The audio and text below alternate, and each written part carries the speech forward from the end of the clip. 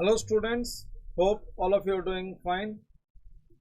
This is a CA Foundation RTP for September exams और मैं series of lectures दूंगा जिसमें ये कंप्लीट RTP आपके सॉल्व करके दूंगा. Now today the first question I am taking is true or false. I am starting with true or false. और मैं सारे के सारे क्वेश्चंस आपको सॉल्व करके दे दूंगा. ऑफकोर्स एक सिंगल लेक्चर अगर मैं बनाऊंगा तो काफ़ी लेंथी लेक्चर हो जाता है, तो मैं एक सिंगल लेक्चर नहीं बना के आपको सीरीज ऑफ लेक्चर्स बना के दूंगा. आप रेगुलरली देखते रहिए और साथ साथ में ये सारे क्वेश्चंस प्रैक्टिस कर लीजिए. Now the first is true और false. The very first case is true और फॉल्स. टोटल हमारे पास इसमें है ए से लेके जे तक.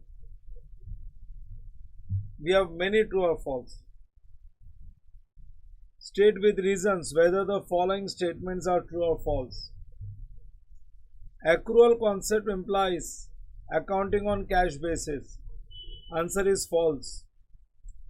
Accrual और mercantile basis में accounting cash basis पे नहीं होती है, period basis पे होती है. If in a particular period some income is received, वो भी हम रिकॉर्ड करेंगे, और कुछ वो पीरियड की इनकम अगर रिसीवेबल है तो वो भी हम लोग रिकॉर्ड करेंगे. Same way payment also on period basis. अगर सैलरी पेड है करंट ईयर की, करंट फाइनेंशियल ईयर की, तो भी वो करंट ईयर का एक्सपेंसेस है. आउटस्टैंडिंग है तो भी तो हम ऐड ही करते हैं, लेकिन नेक्स्ट ईयर के एक्सपेंस को करंट ईयर में शो नहीं करते, उसको माइनस करते हैं प्रीपेड. सो एक्रूअल सिस्टम में अकाउंटिंग जो होती है ना, वो एक्चुअल पेमेंट और रिसीट बेसिस पे नहीं होती, वो पीरियोडिक बेसिस पे होती है, on the basis of period. ये पीरियड का अगर इनकम है, for this period it is an expense, then it will be recorded no matter income is received और इट इज रिसीवेबल. रिसीव्ड के साथ रिसीवेबल ऐड करेंगे क्रेडिट में PNL के, और पीएनएल के डेबिट में पेड के साथ आउटस्टैंडिंग ऐड होगा. रिसीव्ड इन एडवांस नहीं लेना है, प्रीपेड नहीं लेना है. So it is false. उसके बाद नेक्स्ट है sales book is kept to record both cash and credit sales. False. Sales book is kept only for credit sales of goods. Credit sales of assets पे नहीं. Sales book is maintain, these are known as subsidiary books, and this is maintain only for credit sales of goods, not cash sales. So again this answer is false.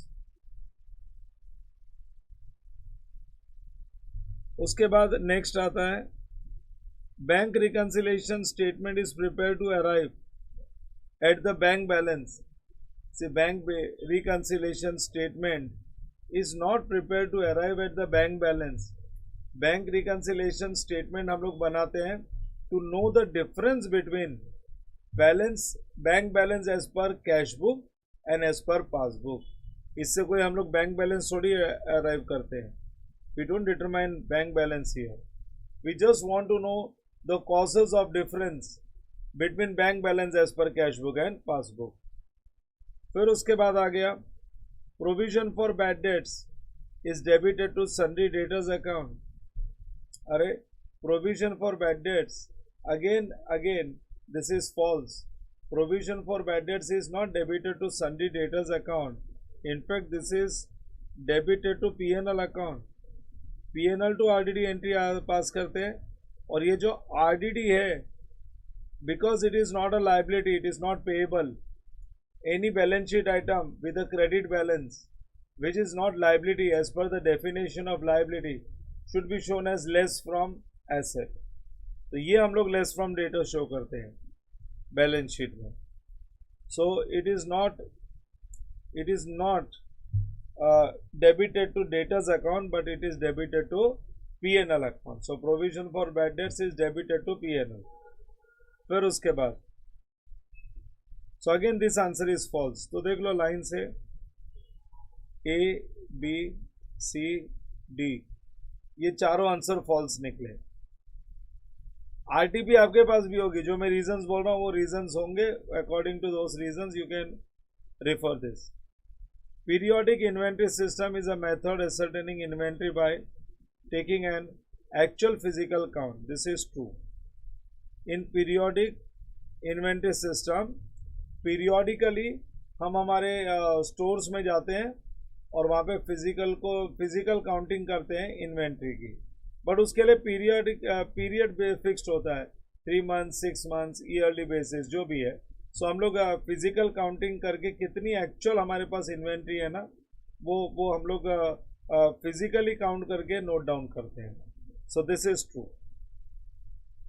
Discount at the time of retirement of a bill is a gain for the ड्रॉई. Of course this is true. Only this is a gain for the ड्रॉई, otherwise ड्रॉई के लिए बाकी सारे चीज़ें expenses ही होते हैं, क्योंकि ड्रॉई जल्दी payment करता है ना.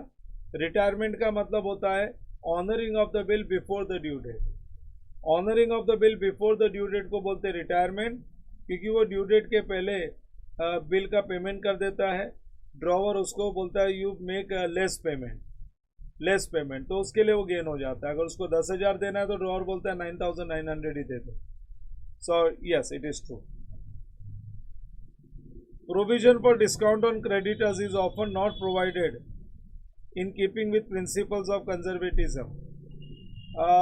Yes, RFDC is not as per concept of conservatism, क्योंकि RFDC is reserved for discount on creditors, और RFDC में हम लोग फ्यूचर में होने वाले डिस्काउंट इनकम का प्रोविजन करते हैं, which is wrong because provision should not be made for income. Provision should always be made for losses which are going to be incurred in future and which are unavoidable in future. Discount income का provision नहीं कर सकते, conservatism के against है. This is against concept of conservatism. It is true. On creditors is often not provided. क्या लिखा है, एक मिनट है, मैंने तुमको मीनिंग तो बता दिया, लेकिन ट्रू और फॉल्स के पहले एक बार पढ़ने दो मेरे को. क्या लिखा है, provision for discount on creditors is often not provided in keeping with principles of conservatism. Yes, true. Because we follow conservatism concept अगर मेंटेन करना है तो RFDC प्रोवाइड नहीं करना चाहिए. It is true. फिर आगे देखो, हम लोग कंप्लीट करने पे आ गए. पार्टनर्स कैन शेयर प्रॉफिट और loss in their capital ratio when there is no agreement. अरे when there is no agreement then as per partnership act partners will not share in capital ratio but partners will share profit और losses equally. ये तो एक 12th standard के student को भी मालूम है कि प्रॉफिट लॉस इक्वली शेयर करना चाहिए. So this is false. It will not be in capital ratio but it will be shared equally. Both revenue and capital nature transactions are recorded in receipts and payments account. Yes, true. क्योंकि receipts and payments क्या है, cash book है. So cash book का मतलब है cash bank account, और cash bank account में अगर हमने सैलरी पे की है तो वो भी लिखेंगे पेमेंट में, फर्नीचर खरीदा है तो वो भी पेमेंट में लिखेंगे. सिमिलरली अगर हमको रेंटल इनकम आई है तो वो भी लिखेंगे, और शेयर्स इशू करके पैसा आया तो वो भी लिखेंगे. So it is true because cash book में कैपिटल और रेवेन्यू नेचर के सारे ट्रांजेक्शन्स रिकॉर्ड होते हैं. A fixed charge generally covers all the assets of the company, including the future one. Now this is false. This is false. Fixed charge का मतलब है, fixed charge is a mortgage on specific assets. याद रखना, specific assets के mortgage को हम लोग fixed charge बोलते हैं. और floating charge अगर होता ना तो that covers all the assets of the company including जो फ्यूचर में आने वाले हैं. So fix charge specific assets पे जो मॉर्गेज होता है ना, मॉर्गेज मीन्स गिरवी रखना, स्पेसिफिक एसेट्स का मॉर्गेज को हम फिक्स चार्ज बोलते हैं. वेरएज फ्लोटिंग चार्ज का मतलब होता है ऑन ऑल एसेट्स इंक्लूडिंग जो आगे आएंगे. ठीक है ना. So this is false. This is not true. This is false because they said fixed charge covers all assets. No, fixed charge covers only specific assets. तो देख लो, ये तो हमने डिस्कस कर लिया. फिर थ्योरेटिकल आंसर, क्योंकि क्वेश्चन नंबर 1 में आपको ट्रू और फॉल्स मिलेंगे और थ्योरेटिकल आंसर्स मिलेंगे. Explain cash and mercantile system of accounting. Now, what do you mean by cash system of accounting and what do you mean by mercantile system of accounting? To be very clear, cash system of accounting वो accounting होती है जिसमें सिर्फ और सिर्फ cash received और payment के basis पे अकाउंटिंग होती है। जो कैश ये साल में आ गया उसकी एंट्री पास करेंगे, जो पेमेंट कर दिया उसकी एंट्री पास करेंगे। उसमें हम लोग रिसीवेबल्स और पेएबल्स नहीं ले सकते, रिसीवेबल्स और पेएबल्स नहीं ले सकते। सो कैश सिस्टम ऑफ अकाउंटिंग हम लोग तभी करते हैं जब भी कैश मिलेगा और जब हम पेमेंट करेंगे, बस। सो वहाँ पे, और ये cash system of accounting follow कौन करता है? Cash system of accounting professionals follow करते हैं। Professionals like chartered accountants, advocates, doctors, ये लोग cash system of accounting follow करते हैं। फिर इवन एजुकेशनल इंस्टीट्यूशंस, जो नॉन प्रॉफिट ऑर्गेनाइजेशंस होते हैं, वो ये सिस्टम ऑफ अकाउंटिंग फॉलो करते हैं, cash system. So cash system of accounting में accounting will be done purely on receipts and payments of money, cash। पैसा आएगा तो रिकॉर्ड करेंगे, एंट्री पास करेंगे, पैसा जाएगा, पेमेंट होगा तो रिकॉर्ड करेंगे। वहाँ पे पेबल्स और रिसीवेबल्स रिकॉर्ड नहीं होता है। Where is mercantile system, this is also known as accrual system. इसको हम लोग एक्रूअल सिस्टम ऑफ अकाउंटिंग भी बोलते हैं, और ये हम रेगुलरली हर एक बिजनेसमैन यूज़ करता है। हम लोग भी जो फाइनल अकाउंट्स बनाते हैं ना, वो एक्रूअल सिस्टम ऑफ अकाउंटिंग से ही बनाते हैं, एक्रूअल और मर्केंटाइल सिस्टम, जिसमें डेबिट साइड में, पीएनएल के डेबिट में हम एक्सपेंसेस पेड प्लस आउटस्टैंडिंग लिखते हैं, बट प्रीपेड नहीं लिखते। प्रीपेड तो अगले साल का है, करंट ईयर का, ना पिछले साल का आउटस्टैंडिंग लिखते हैं। करंट ईयर का expenses paid plus payable. Similarly incomes में भी करंट ईयर की income received plus receivable. So accrual system of accounting में हम लोग अकाउंटिंग जो करते हैं ना, वो पीरियड बेसिस पे करते हैं। अगर ये करंट ईयर का कोई इनकम एक्सपेंसेस है तो करंट ईयर में वो बुक होगा, भले वो पेड है या नहीं है, भले इनकम रिसीव्ड है या नहीं है। सो यहाँ पे जो अकाउंटिंग होती है ना, दिस इज नॉट पेमेंट और receipt basis, but it is done on periodic basis, in periodic basis. और सारे business entities, even income tax department mercantile system of accounting को ही रिकॉग्नाइज करता है। They recognise mercantile system of accounting only. So cash system of accounting in nutshell, खाली cash received होगा और payment होगा तो ही हम एंट्री पास करेंगे। लेकिन एक्रूअल सिस्टम में it is on periodic basis. Current year के इनकम और एक्सपेंसेस करंट ईयर में बुक होंगे, भले वो पेड प्लस पेएबल हो, रिसीव्ड और रिसीवेबल हो। अगर एसेट्स और लाइबिलिटीज मैं रिकॉर्ड कर रहा हूँ, अरे एसेट्स और लाइबिलिटीज रिकॉर्ड कर रहा हूँ तो समझ जाना ये एक्रूअल सिस्टम ऑफ अकाउंटिंग है। क्योंकि अगर सैलरी अनपेड है तो सैलरी अगर अनपेड है तो पीएनएल में हम लोग एड आउटस्टैंडिंग लिखेंगे, और इसका सेकेंड इफेक्ट बैलेंस शीट में जाएगा ना।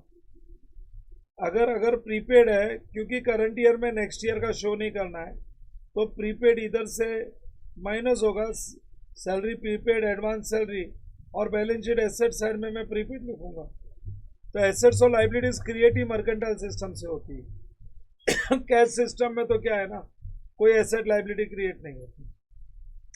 चलो, so I think I have given enough explanation on true और false and cash and mercantile system of accounting. So ये मेरा आज फर्स्ट सेट था आरटीपी का, सितंबर 2024 की आरटीपी है। अभी मैं मेरे अगले सेशन में, in my next class, I will solve this question number 3A 3B। ये क्वेश्चन नंबर 3A और 3B ये मैं पूरा सॉल्व कर दूंगा। I will complete question number 3A and 3B। सो अगले लेक्चर में हम लोग क्वेश्चन नंबर 3 कंप्लीट कर लेंगे। जैसे आज हम लोग ने क्या किया ना, what we have done today, I have done question number 1 and question number 2। So next class में I will do question number 3, because question number 3 में 2 सब क्वेश्चन है, A and B। I will cover this A and B, और ऐसे में छोटे छोटे sessions बना के आप लोगों को देते जाऊंगा। और हर सेशन में मैं एक पार्ट आपका कवर करते जाऊंगा। In every session I will cover one part, ठीक है ना। चलो दैट्स इट, और प्लीज कीप रिवाइजिंग। और मैं आपको एक चीज एडवाइस करता हूँ, जैसे आज मैंने ये पूरा डिस्कस कर लिया ना आपके साथ, सारे ट्रू और फॉल्स मैंने डिस्कस कर लिए, as well as I have discussed cash and mercantile system of accounting, ये भी मैं डिस्कस कर चुका हूँ। तो since I have discussed all this, do one thing, ये पूरा आप है ना रिव्यू, मेरा लेक्चर देखने के बाद में आपके आरटीपी से पूरा थरो कर लो, ताकि जिस दिन मेरा आरटीपी, और मैं फटाफट 2 से 3 दिन में कंप्लीट करवा दूंगा। The day I complete this RTP, you are through with RTP. और आरटीपी के बाद में मैं मॉक टेस्ट पेपर का भी सॉल्यूशन बना के दूंगा, आपके साथ मॉक टेस्ट पेपर भी डिस्कशन करूंगा। चलो, thank you very much, you all can leave for the day and keep studying, exams are near, keep studying. इस बार पेपर कैसा भी आए, डिफिकल्ट आए, ईजी आए, हमको पास होना है। चलो, thank you very much students.